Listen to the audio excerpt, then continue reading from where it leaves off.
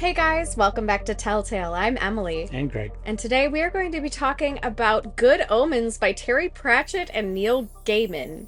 hmm A little bit of controversy going on with Gaiman right now, Yeah, but there's and still this with hype, so.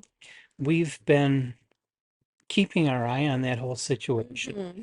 At this time, nothing is proven. Hmm. That's the first point that made us want to go ahead with this. And the second point is that we criticize books, not people. Yes. So, uh, there's all kinds of authors that we've already reviewed who've had some bad sides to them, Hmm. and we didn't care. Yeah. We read the books and we Sometimes enjoyed the good books writing or is good not. writing. Yeah. Hmm. And so that's our approach here is that what's going on is going on. It has nothing to do with the fact that this book is out in the world Yes. and a lot of people have loved it. Hmm. And we There's a decided popular to read it. television, it's and good enough that there's a popular television series about it now. Yeah, It which holds it, made I it know. through two seasons and now it's on hold because, Yeah. of course, the corporations don't want to Doesn't mean it be doesn't exist. affiliated with something that's a big controversy. Which is unfortunate because Terry Pratchett is dead. He didn't do anything. Yeah. It's not his fault. Yeah, and Yeah. well, that's the other point that's been made is Hmm. all the cast, all the people behind the scenes that have hitched their livelihood to this series. Now Hmm. they're just out of work because of this. Yeah. Um, So but it I punishes guess everyone. that's also a good reason to say to authors, try to behave a little better, Yeah.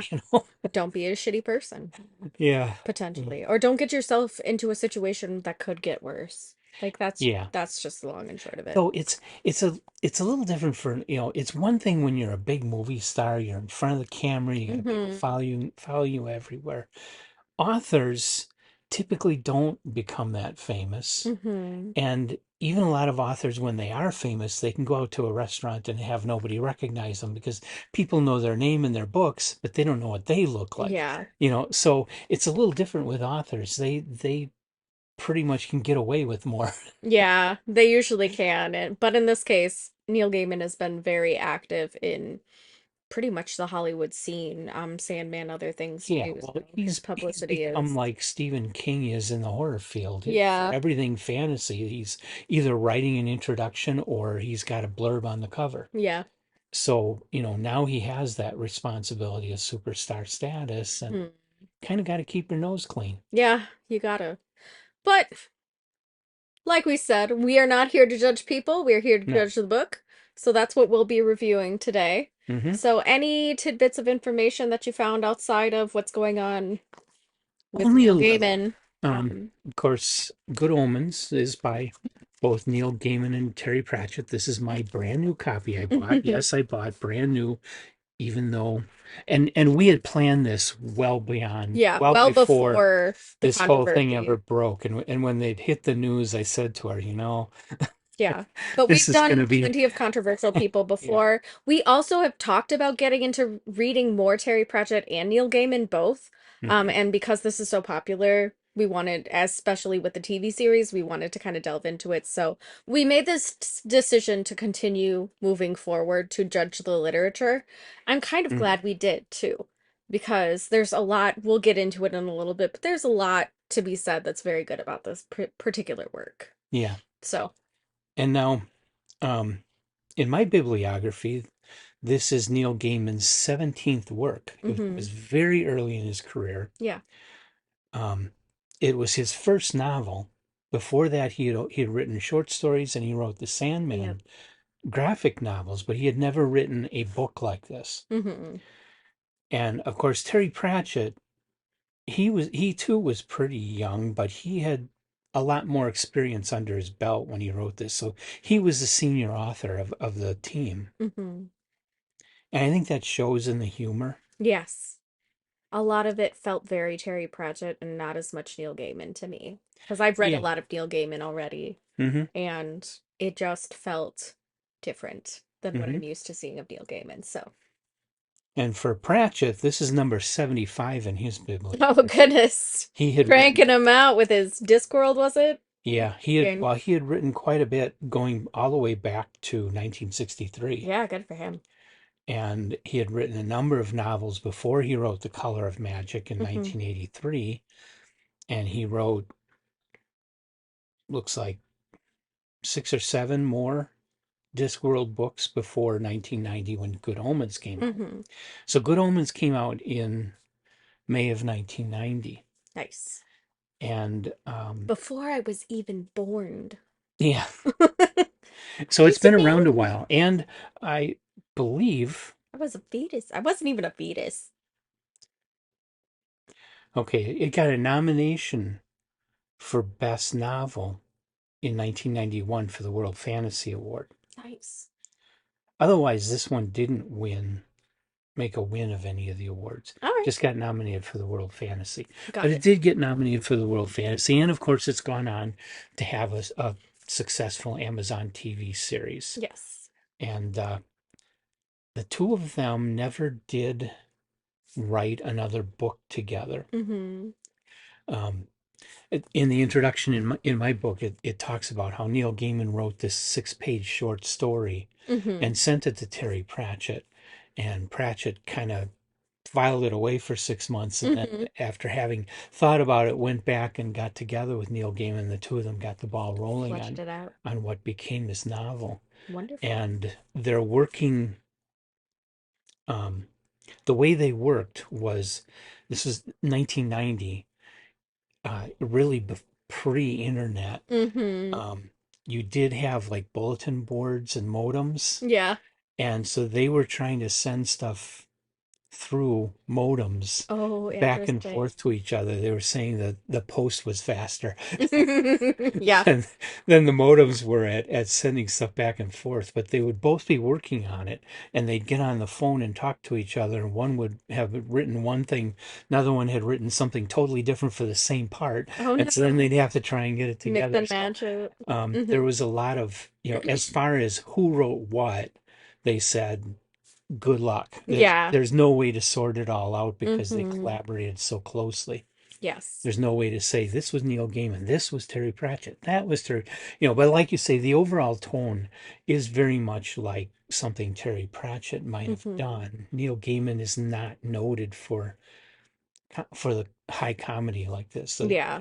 um, He does more like edgy, really like dark stuff. kind of dark YA is Hmm. more what he's been known Yeah. for. Hmm. So, Lots of blood, guts, and gore too. Like he does a lot of okay, horror, darker stuff, especially in Sandman and American Gods. yeah. So Yeah, and yeah, I'm not the Neil Gaiman or Terry Pratchett expert. yeah, I yeah. this is I'm not an expert on either, but what I've read of Neil's mhm. very much, Yeah, I've only read a little very Neil unlike Gaiman, and him. this is really my first Terry Pratchett. Mm-hmm. Mine too. So, do you want to dig into synopsis? Yeah. So the general synopsis, without going into too many details, is the Antichrist is now in on Earth, and Crowley frickin' lost him. Crowley is a demon who is also frenemies with the an angel who has been dwelling on Earth called Azalel, or however you say it, Mhm. Oz. And both of them really like Earth a lot. In fact, they're getting a little too comfortable. And then one day Crowley gets handed the Antichrist, goes to a hospital. There's a huge mix-up on which baby got switched. And so the Antichrist is not with the political American family that he's supposed to be. He's out with a regular, normal family in the middle of buttfuck nowhere, England. But the end times are coming. And Crowley and Oz are trying to figure out where the heck the Antichrist is so they know where they're supposed to be Mhm. during the end times and to see if they can do anything to stop it. Mhm. So all these prophecies are coming true, all these things are happening. There's a witch who apparently has the most accurate Agnes prophecies, Nutter, yeah. yeah, of for what is going to happen in the end times. And Oz unexpectedly happens upon this book, having been looking for it for a very long time because he's a book collector. So they're able to figure it out. And yeah, I don't want to ruin it though, because some people haven't read it, some people haven't seen the series yet. So I'm not gonna go into spoilers, I don't think. Okay. 'Cause I'm yeah, going to spoil it just a tiny bit that's fine. because what I wasn't expecting, I was expecting a comedy. Mm-hmm. I was expecting a fantasy. I was just expecting a funny story. Mm-hmm. But then towards the end, I found the toy surprise. Yeah. What I mean by that is an article David Gerald wrote in Starlog magazine way back in the early 1980s. Yeah. He had a regular monthly column that he wrote, Yeah. which was all about science fiction writing. Mm-hmm. And he wrote one article where he talked about that writing is like a box of Cracker Jack, Mm-hmm. that it should be, the fun caramel corn sweet, you Mm-hmm. know, very um, what's the word I'm looking for? You're Or I fun should say, sick. Yeah. I found a meme that said, I can't remember the English translation of the word Yes. to make it sound like I'm actually bilingual and super Yes. I intelligent rather saw than that. getting old and senile. You sent that to me this afternoon. That was funny. Um, anyway, um, the Cracker Jack is fun. Mm-hmm. The caramel corn is fun. It's sweet, it's good, Mm-hmm. but you look forward to the toy surprise at the bottom. Mm-hmm. And writing is a lot like that. The story should be enjoyable, but at the end there should be that surprise that you get something out of it more than just the fun of the story. Yeah. And that's what Gerald was putting forth as good writing. Mm-hmm. You know, far too many authors give you that fun, and they don't give you anything at the Yeah, there's end. no payoff. There's, I Mm-hmm. mean, there's a climax and a denouement, but there's Mm-hmm. no point to the story. There's nothing you take away from the story. Yeah. And of course, that's something an author has to handle very carefully because you don't want it to be preachy. Yes. You don't want it to sound like you're trying to give people a lesson. Mm-hmm. Far too many of the older authors do that. They get preachy at the end of the book, and you just kind of roll your eyes on, there, here Mm-hmm. comes a sermon. But this book does it just the right way. Yeah. And there's a quote that I felt kind of summed up the point. You must consult the scrolls. Yes, I put it into the website for Good Omens. It's the Antichrist he is named Adam. Mm-hmm. Um, he says, I don't see what's so terrific about creating people as people and then getting upset because they act like people. Mm-hmm. If you stop telling people it's all sorted out after they're dead, they might try sorting it all out while they're alive. Yeah. I thought that was brilliant. Yes, And I that's love that. kind of the whole point, I think, of what this story is getting at. Yes. That you have this whole apocalypse coming, and all these prophecies and expectations, and then Mm-hmm. um well the devil and the angel Crowley and And yeah. Aziraphale, Mm-hmm. um Yeah, I can't even they're pronounce trying to it. stop it. The Disney Even though name. this is prophecy, they're trying to stop it. They don't want it to happen. They want to change things. They want to make a Mm-hmm. positive change, and try to keep things alive. Yeah.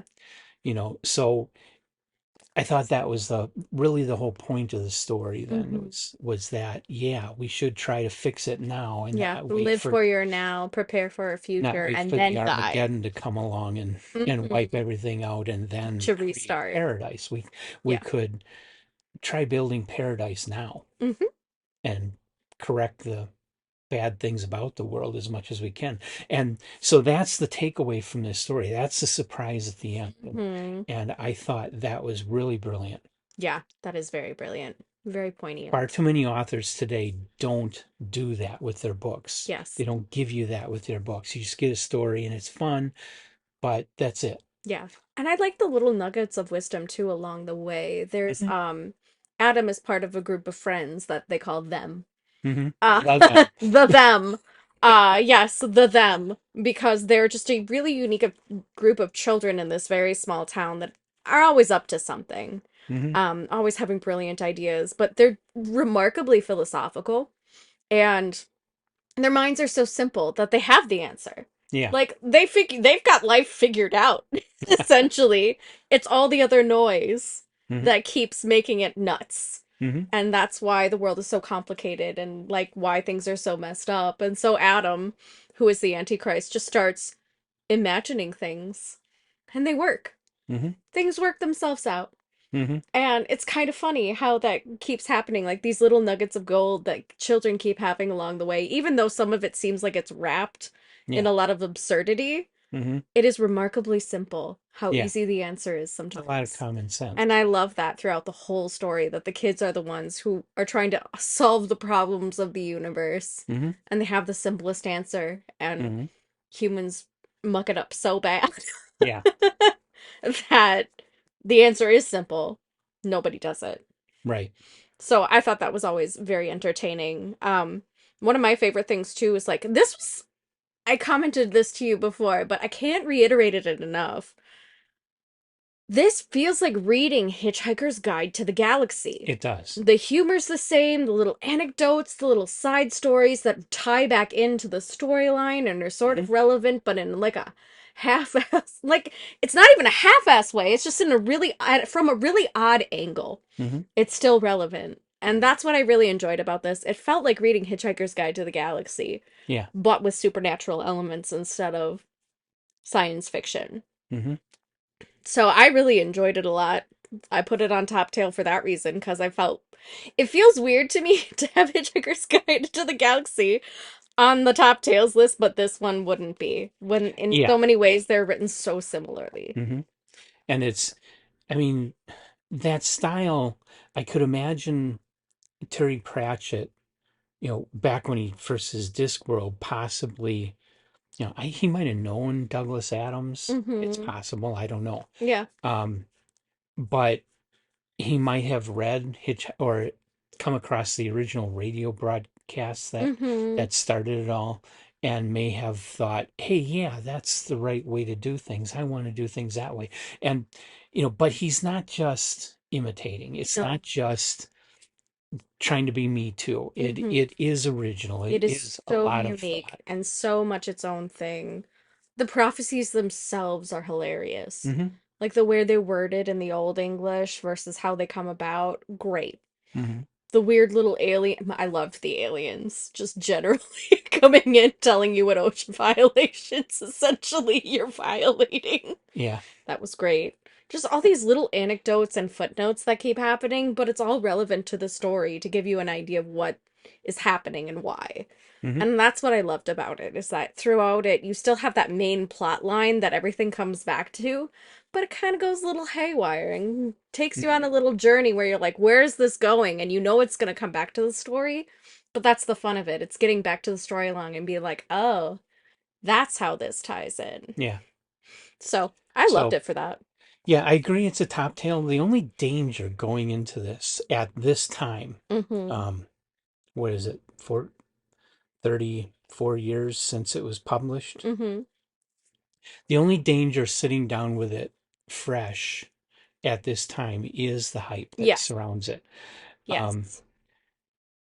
it kind of deserves the hype, but at the same time, it's one of those things where you probably built up too Too much much. so that the book doesn't quite live up to it, even Mm-hmm. though it is really great. Yeah. Nothing can possibly live up to the reputation that it has built. Yes. So no matter how good they would have written it, it can't possibly, touch that hype that's out there. Yeah. That you're going to hear that this is just one of the greatest books ever. Mm-hmm. But it still deserves to be a top tale Yeah. because if you can ignore the hype and just go into it as a book, you'll find yourself enjoying it. It's Give got a yourself lot clean of, it's states very and funny. As long as you're not too religious and offended by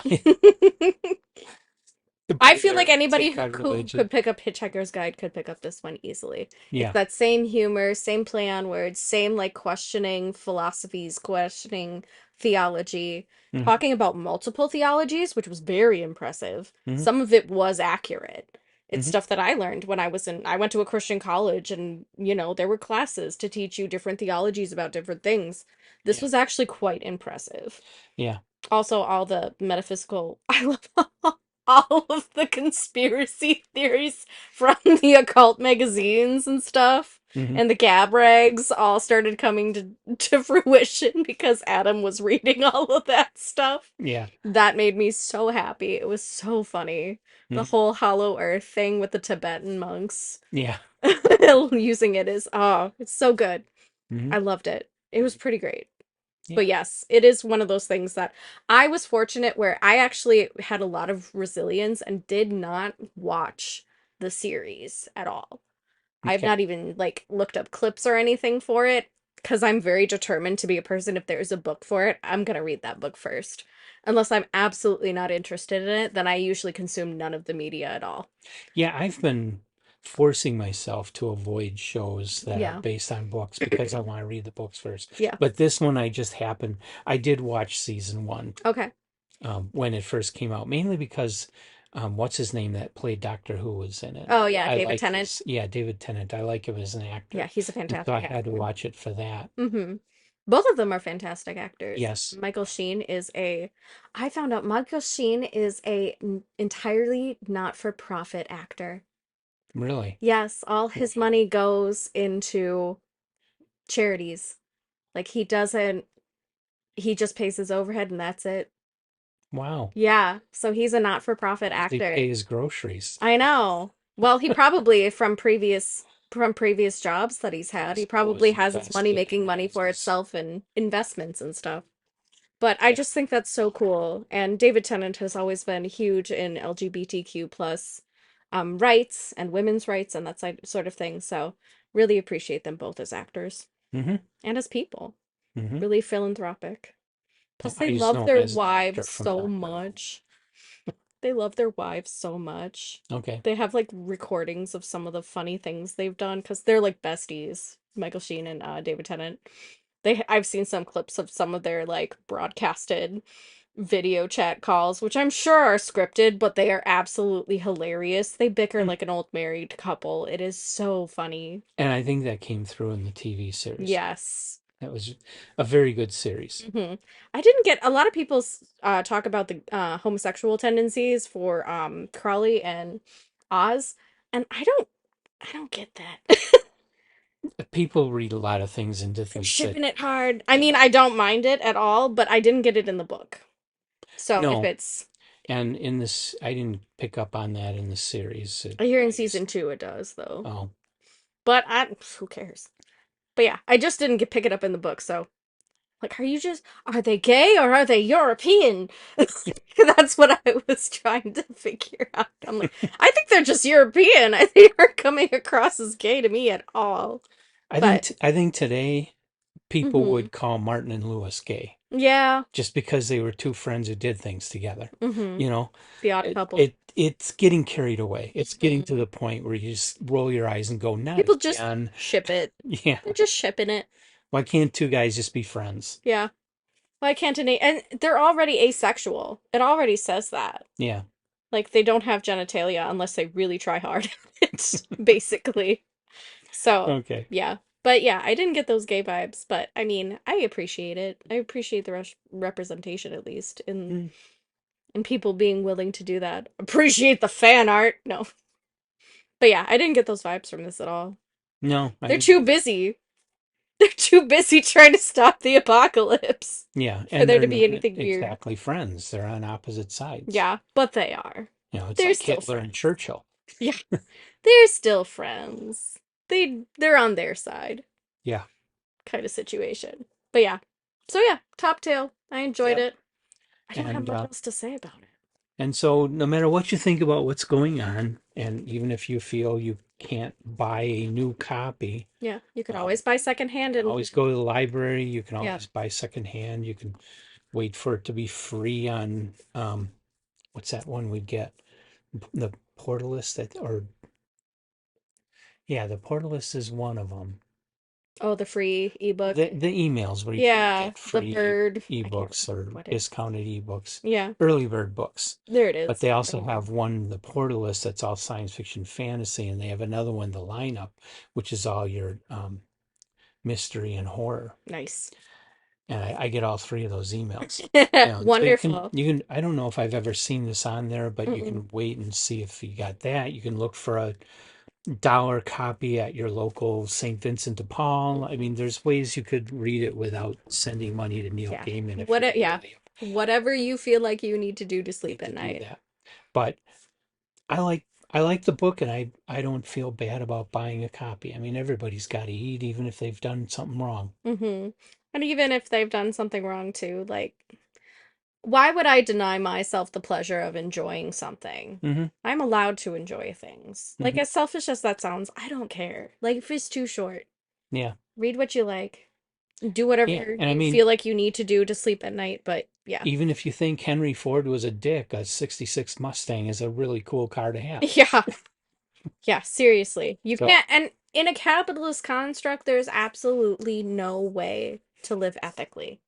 no, There isn't. no, There's always someone who's doing shady things, who's a CEO yeah, of something that you're gonna buy hmm, from. hmm, There's no way to avoid it. So yeah, you gotta pick your battles sometimes. And I choose to enjoy things. yeah. So I So buy them enjoy the all book. secondhand though. Enjoy the book. Don't Yeah. enjoy the author. Yeah. And again, it's not Terry Pratchett's fault. He's Yeah, dead. and it's not like you're going to dinner with either one of them. So Yeah, seriously. Terry Pratchett would be very boring at a dinner these days, and And you'll probably find a lot of these now. A lot of Neil Gaiman books on in thrift stores yeah, from the probably. cancel culturists. Hmm. So you might see a surplus of these things. But You know, we say you should read it anyway. It's a do what good you're gonna book. do. Yeah. Enjoy it. Listen to us or don't. We don't care. Yeah. But yeah, we do think it's a pretty great work. So, Hmm. all right. I think that's about it. So Yeah. if you've read Good Omens, and a lot of you I'm sure already have before us, hmm um, leave your comments. What do you think of the book? And now I can watch the series. Yeah. And Yeah. hit the like button, hit the subscribe button. Come on back for more videos. We'll probably do more Terry Pratchett and Neil Gaiman. Of course, hmm they never collaborated again, but we'll probably do both of their hmm other works in There's some pretty future notable videos, work. as well as everything else that we do. Yep. So thanks for joining us, guys. We will see you next time. Bye. Bye.